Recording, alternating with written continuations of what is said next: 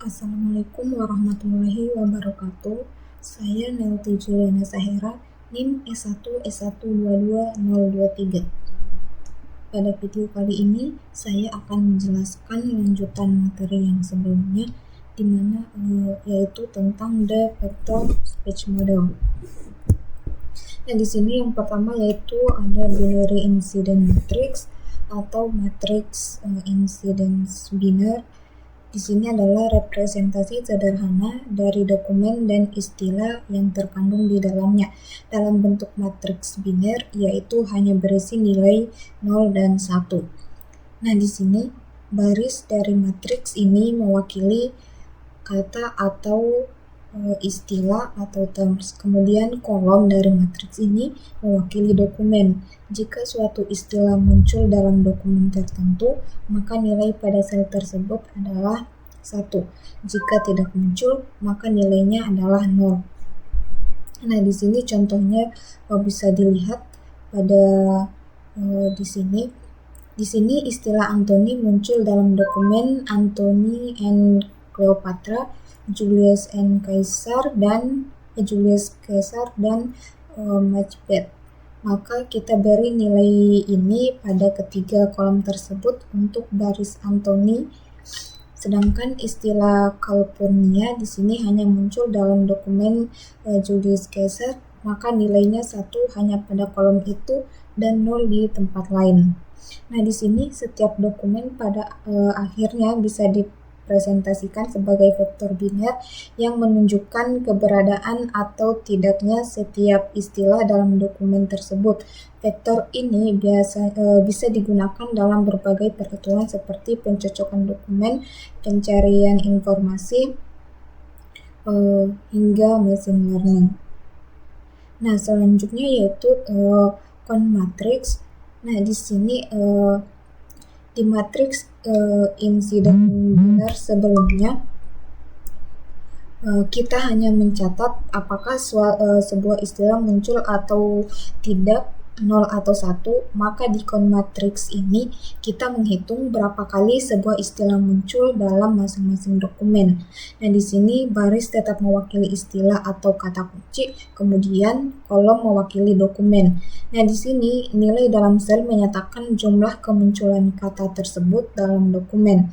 Nah, di sini contohnya kata kaisar muncul sebanyak 232 kali di dokumen Antony and Cleopatra dan 227 kali di Julius Caesar. Sedangkan kata mercy muncul 3 kali di The Thames, 8 kali di Hamlet, 5 kali di Othello, dan 8 kali di Macbeth. Nah, jadi perbedaan dari keduanya yaitu perbedaan utama dengan matriks biner adalah di sini bahwa conmatrix itu memperhatikan kuantitas kemunculan kata dalam dokumen. Nah, masing-masing dokumen direpresentasikan sebagai vektor jumlah kaum vektor, yaitu vektor yang berisi bilangan asli sesuai jumlah kata dalam dokumen. Nah, selanjutnya yaitu binary count weight. Nah, di sini penjelasan tentang FIDF. Nah, di sini adalah TF, term frequency inference document frequency. Nah, di matriks ini dibangun dari conmatrix lalu diubah menjadi nilai bobot atau weight menggunakan rumus TF-IDF.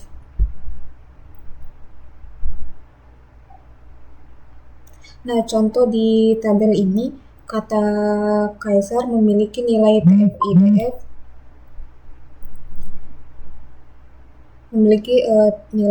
TF-IDF tinggi dokumen Antony and Cleopatra yaitu 8,59,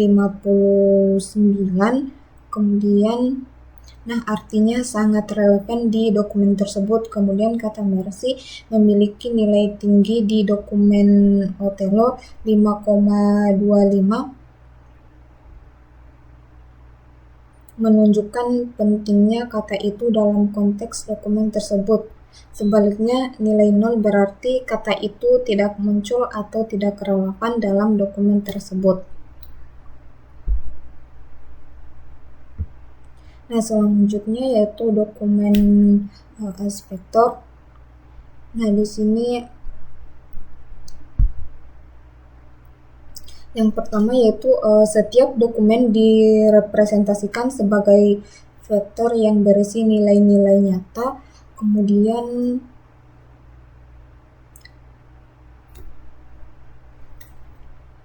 V artinya ruang berdimensi sebanyak jumlah kata unik V dalam kumpulan dokumen korpus. Jadi kalau ada 10.000 kata unik, maka setiap dokumen adalah vektor 10.000 dimensi.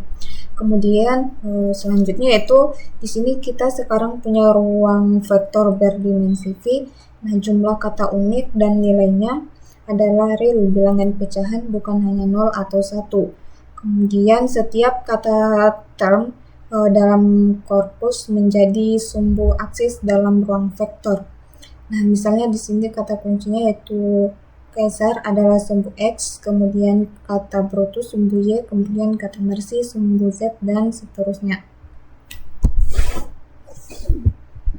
Nah, misalnya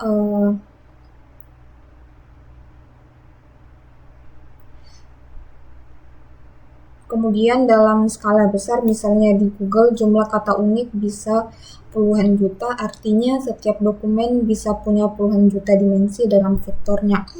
Kemudian yang muncul di setiap vektor dokumen umumnya sparse, jarang terisi,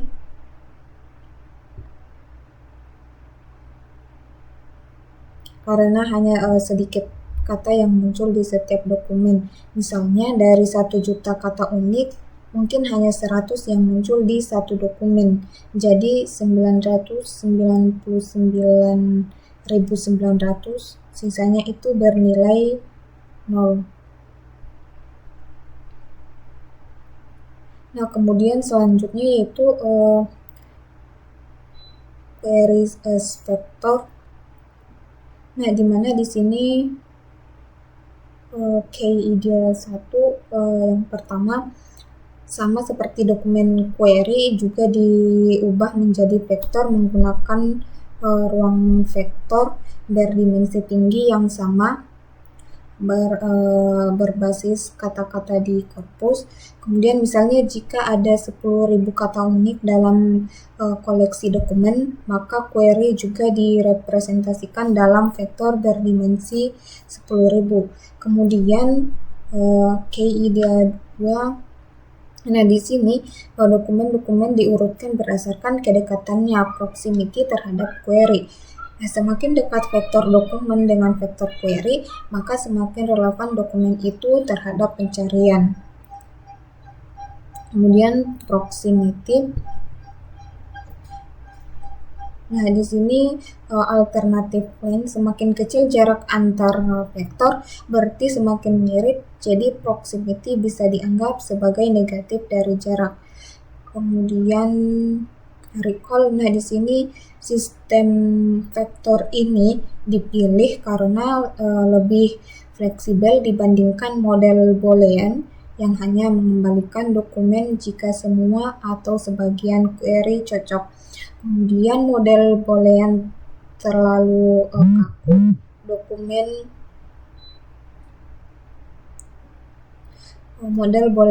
kaku, dokumen bisa dianggap 100% cocok atau 100% tidak cocok. Tidak ada tingkat kemiripan. Kemudian dalam model vektor, dokumen dinilai berdasarkan tingkat relevansi lalu diurutkan. Jadi pengguna dapat melihat hasil dari yang paling relevan ke yang kurang relevan. Nah, kemudian selanjutnya yaitu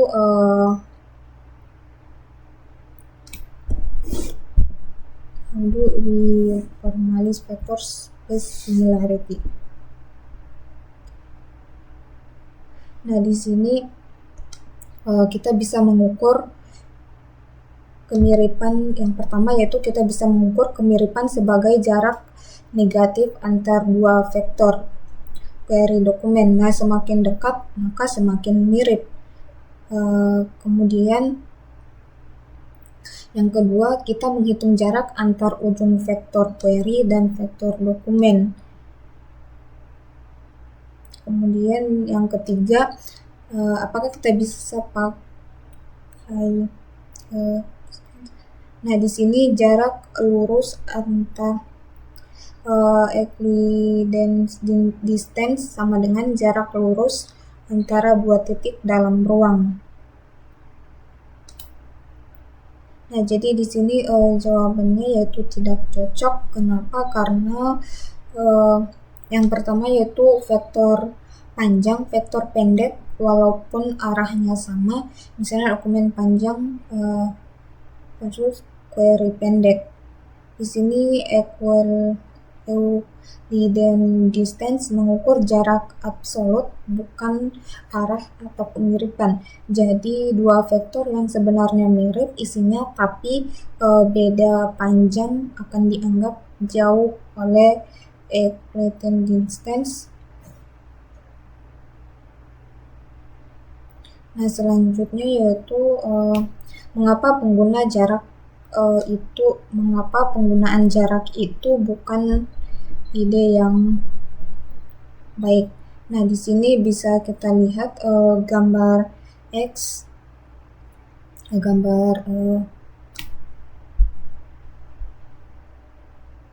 diagram vektornya. Nah, gambar ini memperlihatkan sebuah bidang kartesius dua dimensi dengan sumbu x-aksis mewakili kata rich, kemudian y-aksis mewakili kata poor. Nah, di sini masing-masing titik vektor adalah representasi dokumen atau query berdasarkan berapa kata-kata rich dan poor muncul. Nah, di sini key, rich, poor ini adalah vektor query. Nah, query ini mengandung kedua kata rich dan poor dalam jumlah seimbang. Kemudian di sini ada D1.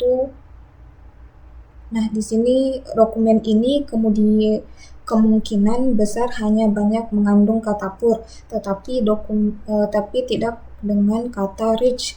Nah, di sini itulah vektor hanya mengarah ke atas sumbu Y saja.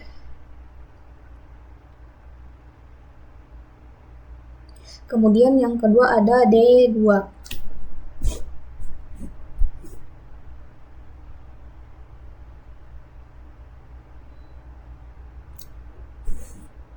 Ini rich, poor, Gauss. Nah, di sini dokumen ini mengandung kata-kata sama seperti query.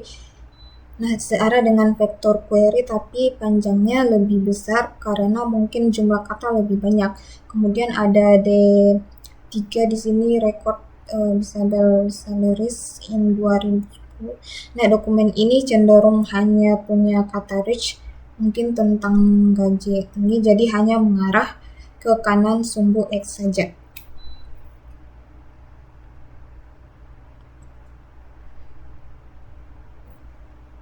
Di sini vektor Q dan D2 searah, artinya isinya mirip, tapi karena panjang vektornya beda, jarak Euclidean-nya jadi besar. Ini menyatakan karena kelihatan tidak mirip padahal sangat mirip secara isi atau konten. Nah, kemudian selanjutnya yaitu kita gunakan sudut antar vektor, bukan jarak Euclidean, untuk mengukur kemiripan dan query, kemiripan dokumen dan query. Nah, di sini untuk mencari dokumen yang paling relevan dengan query, kita urutkan berdasarkan sudut antar vektor dokumen dan vektor query. Semakin kecil sudut, lebih sejajar vektornya, maka makin mirip isi atau kontennya. Kemudian, nah ini semacam eksperimen imajiner. Misalnya kita punya dokumen D sama dengan rich for rich. Lalu kita membuat salinannya, lalu digabungkan di D rich for rich. Jadi D 2 kali lebih panjang dari D, tapi isinya sama. Kemudian secara makna atau konten, dokumen D dan D sama persis. Kemudian vektor D dan vektor D searah. Jadi sudutnya 0 derajat, yang artinya kemiripan maksimal. Cosine similarity sama dengan 1. Nah, walaupun jaraknya antara D dan D besar, karena D lebih panjang, arahnya tetap sama. Jadi seharusnya tetap dianggap mirip.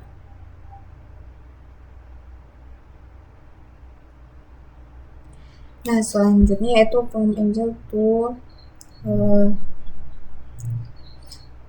cosines. Nah, di sini kita akan membahas bagaimana hubungan antara sudut dan sinus digunakan dalam sistem pemeringkatan dokumen pada informasi retrieval.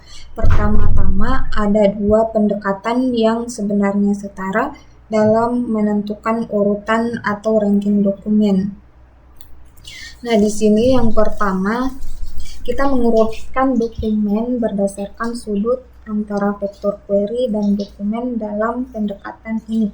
Semakin kecil sudutnya, berarti semakin mirip dokumen tersebut dengan query. Maka kita urutkan dari sudut terbesar ke terkecil. Kemudian yang kedua yaitu kita mengurutkan dokumen berdasarkan nilai konsin antara query dan dokumen, karena nilai konsin akan semakin besar saat sudutnya semakin kecil. Nah, kita justru mengurutkan dari nilai kosin terbesar ke terkecil. Jadi keduanya adalah cara yang berbeda untuk melihat kedekatan antar query dan dokumen, tapi hasil urutannya akan sama.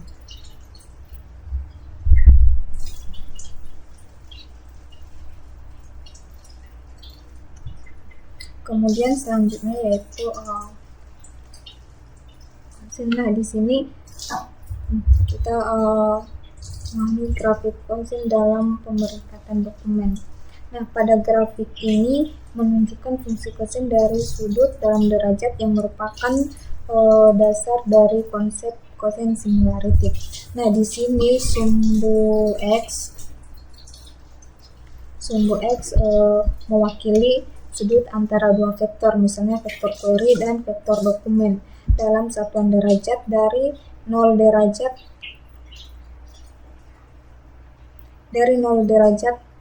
sampai 360 derajat.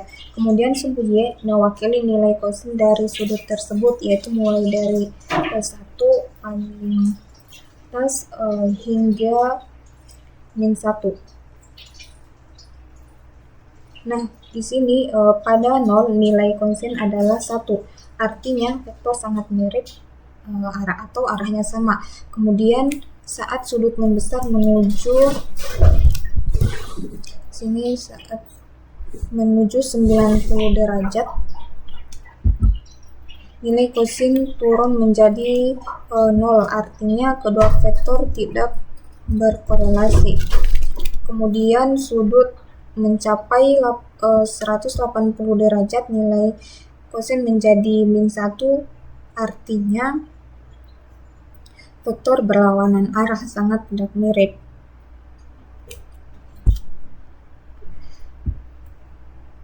Nah, di sini garis lengkung ini menunjukkan bahwa semakin kecil sudutnya, semakin besar nilai kosin dan semakin mirip dokumen dengan query. Inilah sebabnya mengapa kosin digunakan untuk mengukur kesamaan dokumen.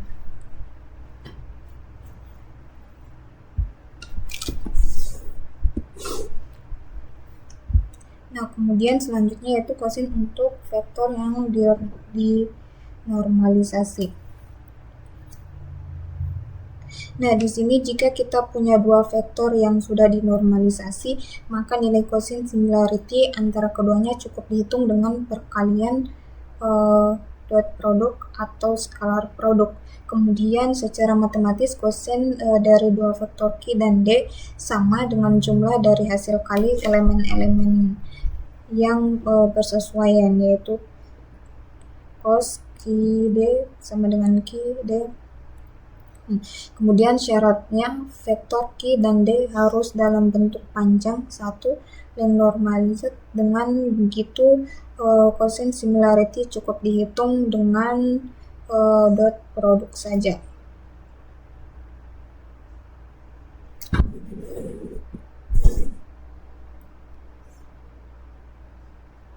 Nah, kemudian selanjutnya itu kosin similarity between query and document. Nah, di sini kosin similarity dihitung dari dot produk antara vektor query Q dan dokumen D dibagi dengan panjang vektor masing-masing. Nah, ini adalah rumusnya.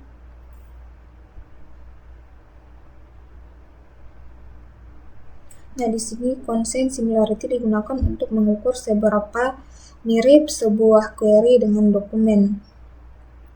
Nah, di sini kita menghitung dengan membagi hasil dot produk antara vektor query dengan query dan dokumen dengan hasil kali panjang kedua vektor. Nah, dalam rumus ini setiap elemen dari query dokumen dilambangkan sebagai bobot TF IDF dari term yang sama. Jika hasilnya mendekati 1, berarti query dan dokumen memiliki array yang mirip atau isi yang sangat relevan. Kemudian, nah, disinilah disebut kosin similarity atau kesamaan sudut antar dua vektor teks. Kemudian selanjutnya yaitu kosin for normalized vektor. Nah, di sini slide ini menunjukkan bahwa jika vektor sudah dinormalisasi panjangnya, maka perhitungan kosin similarity menjadi lebih sederhana. Nah, di sini kosin similarity antar dua vektor normalisasi cukup dihitung dengan dot produk atau perkalian skalar. Nah, di sini jika kita telah menormalisasi panjang dari vektor query dan dokumen, maka perhitungan kosin similarity menjadi jauh lebih sederhana. Nah, dalam kasus ini kita cukup menjumlahkan hasil perkalian dari setiap elemen query dan dokumen atau yang disebut dengan dot produk. Karena panjang kedua vektor sudah satu, nah kita tidak perlu lagi menghitung pembagiannya. Nah, inilah keuntungan dari normalisasi vektor, lebih hemat komputasi. Nah, kemudian yaitu kosin similarity ilustrasi. Nah, di sini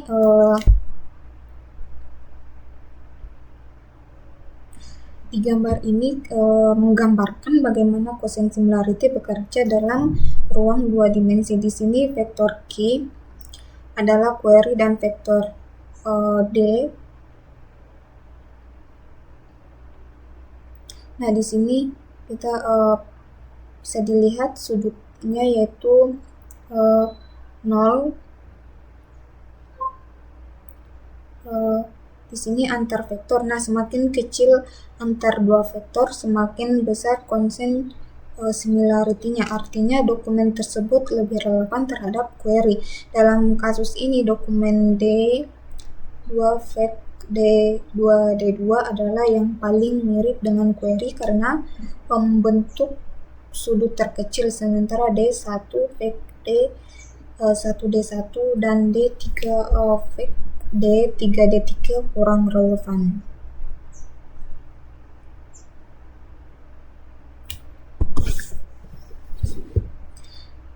Nah, di sini bisa dilihat menampilkan tabel term frekuensi dari 3 novel. Nah, di sini ada SAS, PUB, dan WH. Nah, di sini kata-kata yang dihitung yaitu affection, jealous, gossip, dan word hearing. Nah, contoh representasi vektornya yaitu SAS. Di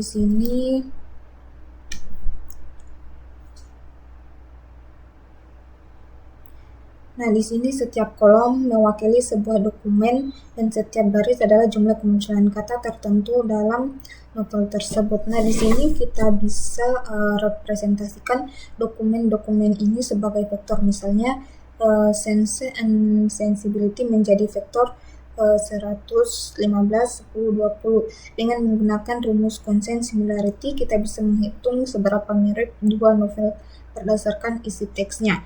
Nah, kemudian semakin besar nilai consent similarity antar dua vektor, semakin mirip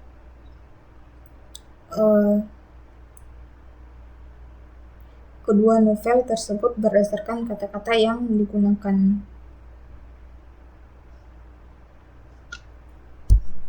Nah, selanjutnya yaitu consent contoh.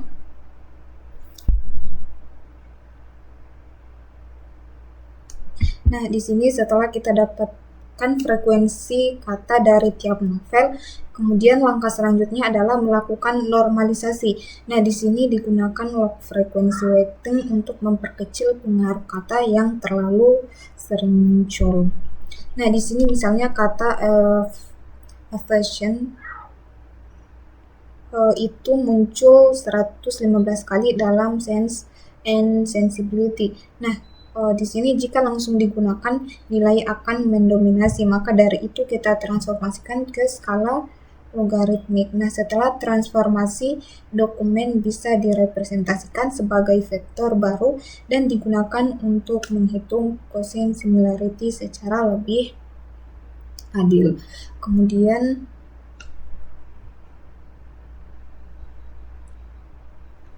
di sini menunjukkan bagaimana consent similarity digunakan untuk mengukur kemiripan antar dokumen. Nah, pertama dilakukan log frequency weighting untuk mendapatkan bobot setiap kata. Kemudian bobot-bobot ini dinormalisasi agar vektor bisa dibandingkan secara adil. Nah, selanjutnya quotient similarity dihitung sebagai dot produk antar dua vektor dibagi dengan panjang masing-masing vektor. Nah, di sini sebagai contoh kemiripan antar dokumen SAS dan PUB menghasilkan nilai sekitar 0,94. Nah, artinya di sini itu sangat mirip. Sedangkan kemiripan SAS dan WH lebih rendah sekitar 0,79 dan PUB dan WH sekitar 0,69. Nah, di sini semakin banyak kata yang sama dengan bobot tertinggi, maka semakin mirip isi dua dokumen.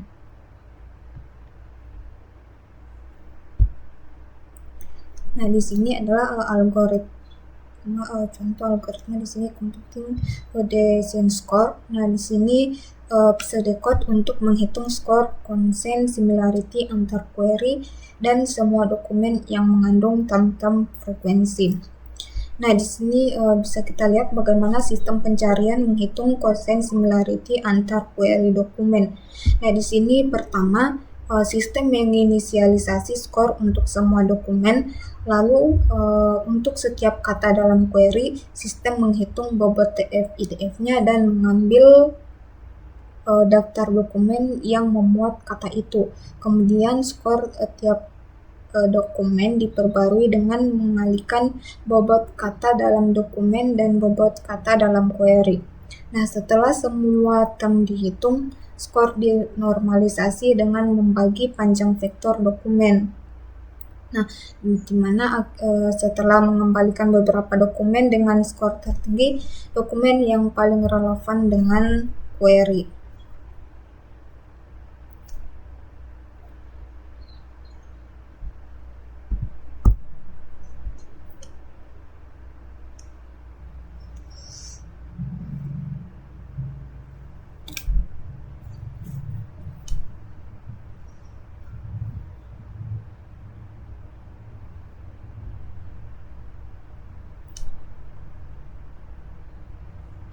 Nah, di sini bisa kita lihat contohnya implementasi dari pseudocode tersebut. Nah, di sini contoh dokumennya yaitu 0 data science is part, kemudian 1 machine learning is part of data science, kemudian dokumen 2 data mining is related too much to machine learning. Kemudian di sini ada query-nya yaitu data science, kemudian kita tokenize text. Sini setiap dokumen dan query diubah menjadi daftar kata atau token. Kemudian kita menghitung TF IDF, hitung term frekuensinya, berapa sering setiap term muncul, kemudian menghitung DF-nya, dokumen frekuensinya, menghitung jumlah dokumen yang mengandung term tertentu. Kemudian kita menghitung inverse dokumen frekuensinya. Nah, di sini mana N adalah jumlah total dokumen, IDF akan mengecilkan bobot termnya yang muncul.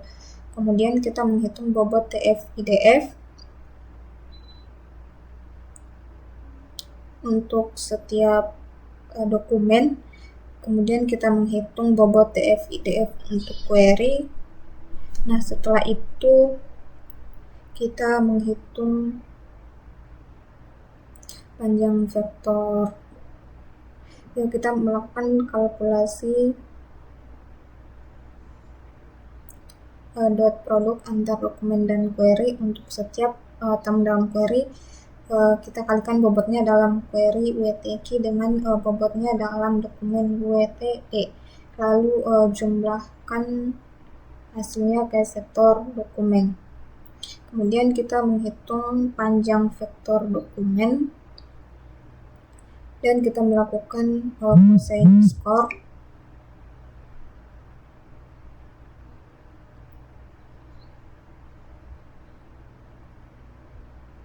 Sini yang pertama kita inisialisasi skor, kemudian kita hitung bobot untuk query, kalkulasi produk, kemudian kita melakukan normalisasi skor dengan panjang dokumen. Kemudian kita urutkan kembali dan kita urutkan dan kembalikan ke K. Kemudian kita coba jalankan, maka hasilnya akan seperti ini.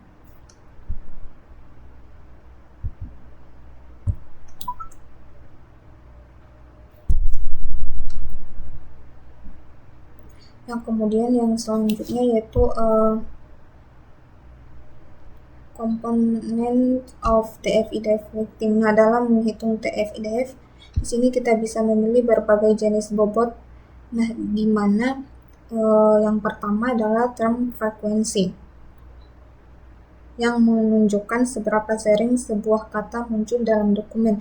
Nah, di sini bisa dilihat secara alami, logaritmik atau metode lain seperti augmented dan Boolean.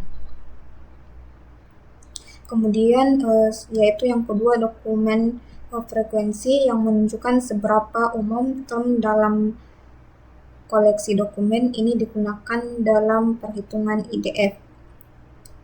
Nah, yang ketiga yaitu normalisasi yang penting untuk memastikan panjang dokumen tidak memengaruhi skor secara tidak adil. Kemudian kombinasi dari ketiga komponen ini menentukan kekuatan dari bobot TF-IDF yang digunakan.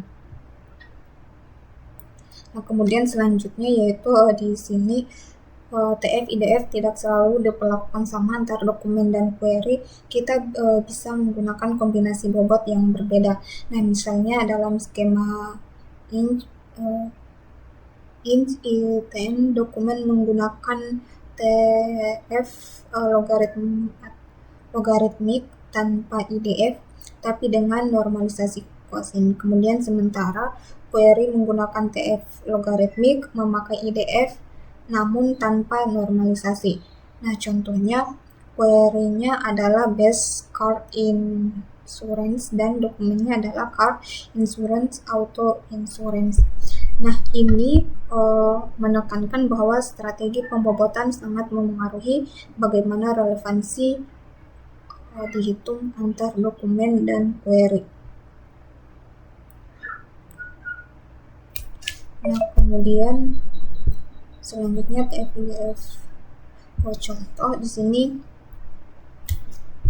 Nah, di sini bisa kita lihat contoh penggunaan dari TF-IDF dengan skema pembobotan ITN. Nah, di sini query-nya adalah base car insurance dan dokumennya car insurance auto insurance. Nah, di sini kita hitung TF-IDF untuk masing-masing term. Term auto tidak muncul di query, jadi skornya adalah 0. Kemudian base muncul di query tapi tidak di dokumen. Yang punya kontribusi paling tinggi adalah car dan insurance karena muncul di kedua sisi dan memiliki bobot IDF yang tinggi. Nah, setelah menghitung normalisasi dan dot produk, kita mendapatkan skor akhir kemiripan sebesar 3,08. Nah, inilah bagaimana TF-IDF memberi ketiga gambaran kuantitatif seberapa relevan dokumen terhadap query.